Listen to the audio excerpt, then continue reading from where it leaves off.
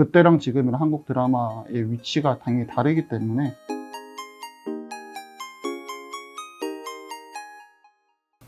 네, 안녕하세요. 미디어인터 담당하는 이규인입니다. 오늘은 저희 4분기 실적이 이제 거의 마무리가 돼서 4분기 실적 내용이랑 앞으로의 전망 좀 간단하게 말씀드리겠습니다.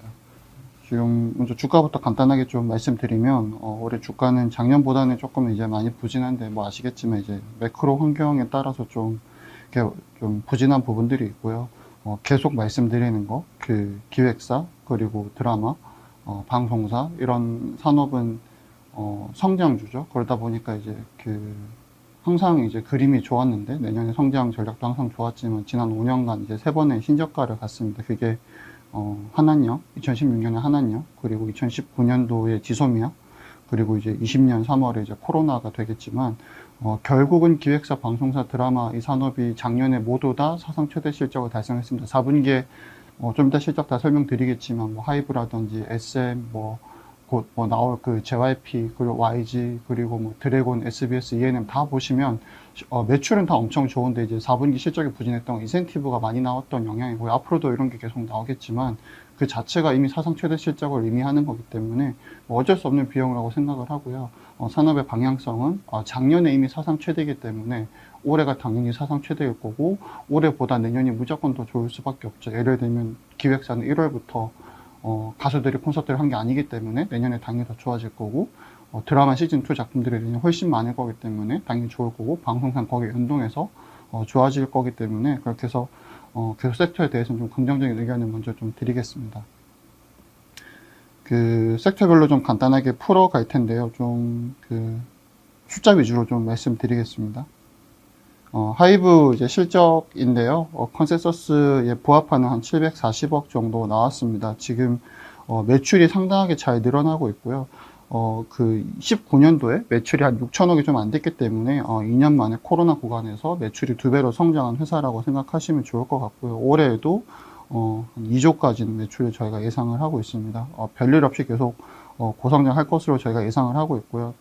1월에 많은 분들이 이제 뭐 콘서트가 안 되면 뭐 영업이익이 뭐 많이 하향되냐 이런 질문들을 많이 주셨는데 뭐 워딩은 당연히 맞고요. 당연히 투어가 안 되면 영업이익이 하향되는 건 맞지만 이미 너무 많이 콘서트를 발표를 했습니다. 3월에 국내에서도 하고 4월에 라스베가스에서도 하고 4월에 이제 그래미 어워즈를 하는데 그 전후로 저희가 이제 앨범이 나오고 그 이후에 또 이제 미국 투어가 혹은 글로벌 투어가 될 거라고 가정하기 때문에 이런 가정들은 아직 저희가 유효하다라고 생각을 하고 있습니다. 올해 마찬가지로 사상 최대 매출과 영업이익을 전망하고 있고요. 하이브 사실 투자하시는 분들은 4분기 실적이나 1분기 실적이 그렇게까지 중요하진 않습니다. 결국 이 회사를 투자하는 가장 큰 이유가 이제 작년에 세 가지 모멘텀이죠. 그게 이제 브이라이브 통합하고 이제 이타카 홀딩스 인수하고 NFT 거래소 설립하는 건데 그게 다 2분기 있습니다.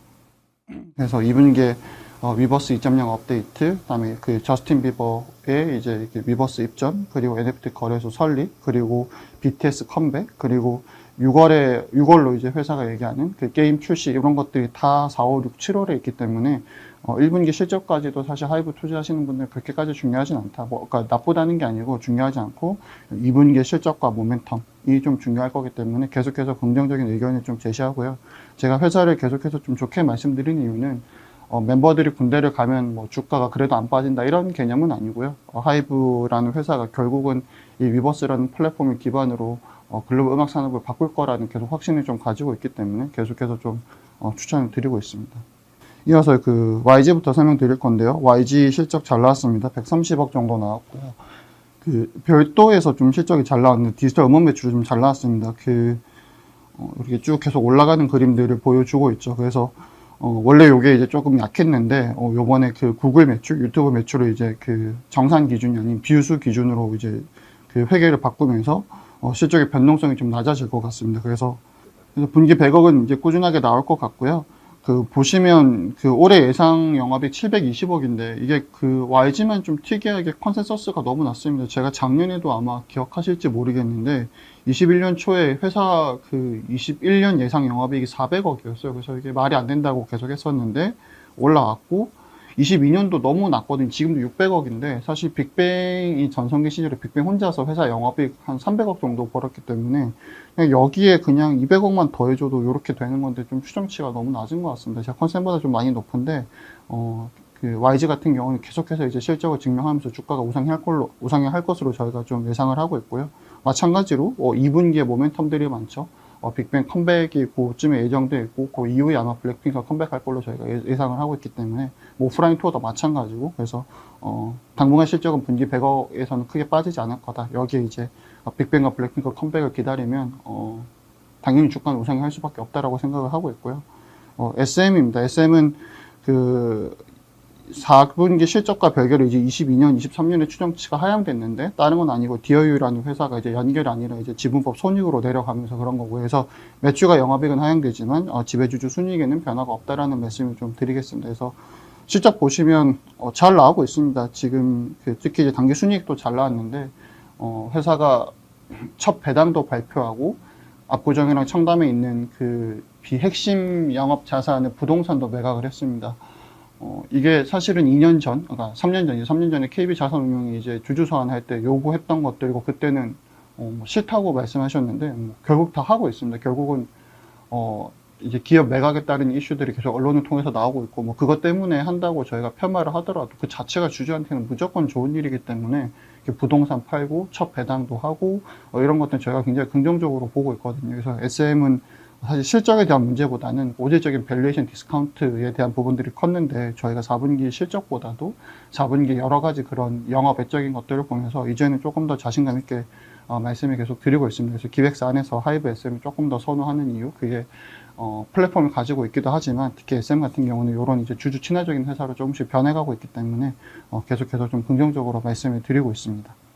두 번째는 그 방송사인데요. ENM 한번 보시면 그 ENM이 그 4분기 실적보다도 올해 이렇게 이제 매출 가이던스를 이제 사실 4.1조, 4.2조 정도 주고 매출 20% 성장하는 거에 대해서 이제 영업이익은 10% 감익을 줬죠. 근데 영업이익 구성을 한번 보시면 음악은 작년에 390억 벌었는데 하반기에 300억 다 벌었습니다. 그러니까 올해도 당연히 이거는 보수적인 숫자고 영화도 작년 적자에서 이제 뭐 최소 비입핑 할 거라는 게 뭐 큰 어려운 가정은 아니고 드래곤이 한 2, 300억 정도 증액을 하기 때문에 요 구성의 증액만 보더라도 거의 800, 900억 정도가 증액하거든요. 무슨 얘기냐면 ENM의 미디어 별도 부분에서 마이너스 1000억 정도가 영업 그 감익이 되는 겁니다. 그래서 그 감익은 사실 별건 아니고 티빙이 이제 3년에 4천억 쓰기로 했는데 저희의 추정으로는 올해 안에 4천억을 다 쓸 것 같습니다. 그래서 작년에 써야 되는 제작비들이 지금 올해 들어오고 있고 이게 그대로 그냥 손익에 녹고 있는 구간이거든요. 그래서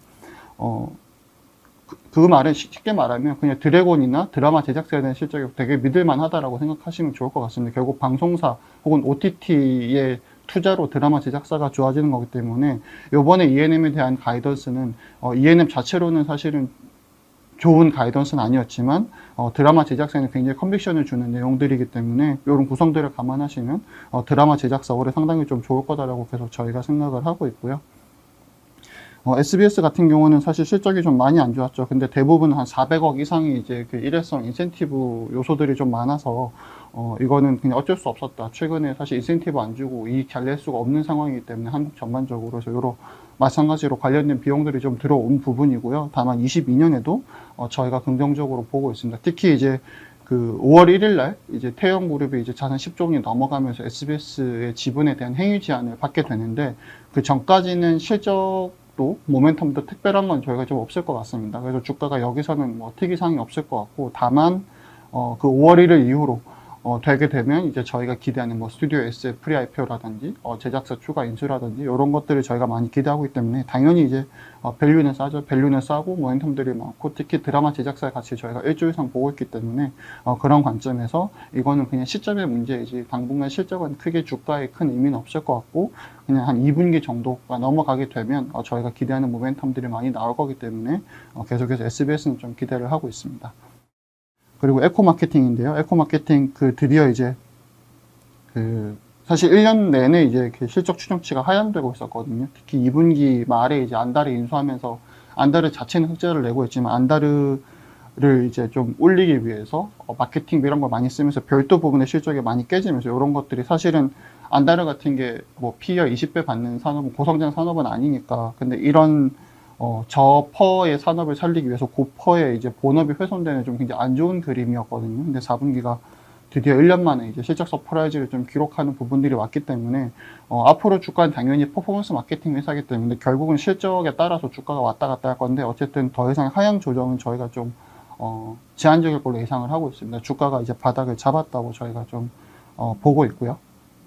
마지막으로 드라마 제작사입니다. 레저는 실적이 없기 때문에 드라마 제작사 좀 마무리 드리면 드래곤입니다. 드래곤은 작년에 주가가 빠진 이유를 먼저 설명드리면 결국 20년, 21년 넘어갈 때 매출이 빠졌다. 판매는 엄청나게 잘 됐죠. 잘 됐는데 편성이 빠졌죠. E&M이 작년에 이제 그 광고 매출을 메꾸지 못해가지고 이제 드라마를 많이 줄였는데 워낙 이제 판매를 잘 하다 보니까 이제 영업이익이 상당히 좀 좋았던 부분들이 있고요.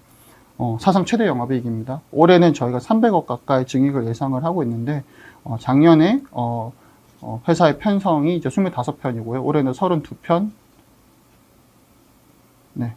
32편 플러스로 회사가 이미 얘기를 했습니다. 특이하게 이제 그 편수 더하기 이제 판매 가이던스를 플러스 60%를 줬는데요. 편성도 작년 대비 7편이 늘었는데 판매 가이던스도 60% 성장한다는 걸 그러니까 그 근거는 결국은 이미 다 팔았다는 거예요. 이미 좋은 작품들, 비싼 작품들을 이미 다 선판매했다라는 거기 때문에 저희가 올해는 굉장히 좀 긍정적인 실적을 저희가 전망을 하고 있고요. 주가는 항상 말씀드리지만 2016년도에 IPO 할 때부터 30편을 만들 수 있는 회사의 가치였기 때문에 지금 그 주가를 넘어서지 못하고 있습니다. 근데 올해 이제 32편 처음으로 30편이 넘어가는 그 편성을 얘기를 했기 때문에 못해도 스튜디오 드래곤 기준으로 그 박스권 상단 그러니까 한 10만원, 11만원 사이 그때가 이제 시가총액 3조 정도 되거든요. 그때까지는 올해 연내를 좀 충분히 갈 수 있지 않을까라고 생각을 하고 있습니다. 드라마 제작사 올해 드래곤 되게 좋게 보고요. 마찬가지로 제이콘도 좋게 봅니다. 제이콘도 올해 편성은 30편 정도를 얘기를 했고요. 4분기에서 보시면 회사가 굉장히 좀 불확실했던 비용들을 다 얘기를 했습니다. 무형자산 상각이라든지 판권 상각이라든지 이런 것들을 다 클리어하게 얘기를 해줬기 때문에 향후 실적 전망에 대해서도 저희가 어느 정도 좀 자신감을 갖는 상황이고요. 특히 이제 영화는 그 메가박스입니다. 그쪽은 당연히 뭐 잘 될지 안 될지 지금은 모르겠지만 결국 누구나 아는 타이밍에 좋아질 거고 내년에는 당연히 이미 티켓 가격이 벌써 9,000원, 만원까지 올라갔기 때문에 사상 최대 실적을 저희가 예상을 하고 있습니다. 그래서 편성이 좋아지는 방향성에 대해서는 제이콘이나 드래곤이 똑같기 때문에 주가 역시 좀 비슷하게 갈 걸로 예상을 하고 있고요.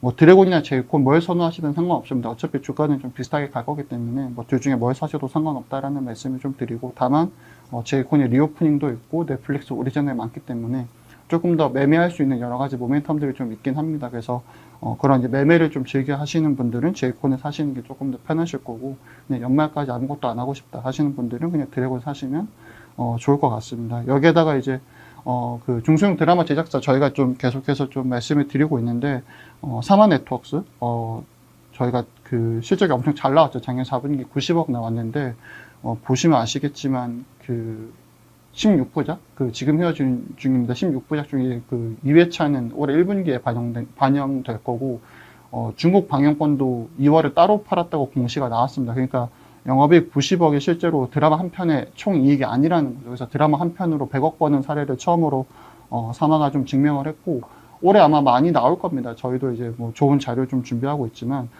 사마라든지 뭐 에이스토리언, 뭐 키이스트, 펜, 뭐 등등등등 좋은 회사들이 올해 다 세 자릿수 영업이익을 저희가 기록할 수 있지 않을까. 작년에 좀 저희가 말씀드렸던 것 중에서 이제 편성이 많이 밀리고 디즈니가 좀 이렇게 좀 부침을 겪었던, 그러니까 생각보다 아무 수주가 안 나와서 저희가 그런 부분들이 조금 아쉬웠는데 올해는 이런 것들이 좀 많이 재개될 거기 때문에 드라마 제작사 전반적으로 좀 좋아하고 있습니다. 그리고 연말에 아시겠지만 드래곤과 넷플릭스의 장기 공급 계약 재계약 3년의 계약이 마무리되는 시점이고 뭐 이미 뭐 재계약을 준비하고 있는 걸로 알고 있습니다. 그래서 그게 되게 되면 2019년에 맺은 계약으로 21년도에 사상 최대 실적을 썼거든요. 그래서 그때랑 지금이랑 한국 드라마의 위치가 당연히 다르기 때문에 당연히 드래곤이 좋은 계약 구조를 가져갈 거라고 저희가 뭐 의심하지 않고 제이콘이나 뭐 기타 뭐 드라마 제작사들에게 다 좋은 기준점이 될 걸로 저희가 예상을 하고 있습니다. 그래서 드라마 제작사는 연말까지 꾸준하게 좀 기업 가치가 우상향하는 그림을 좀 보고 있기 때문에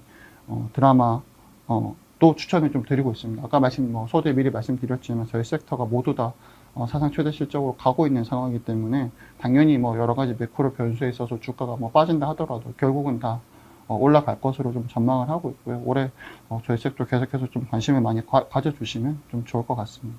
네, 이상입니다. 감사합니다.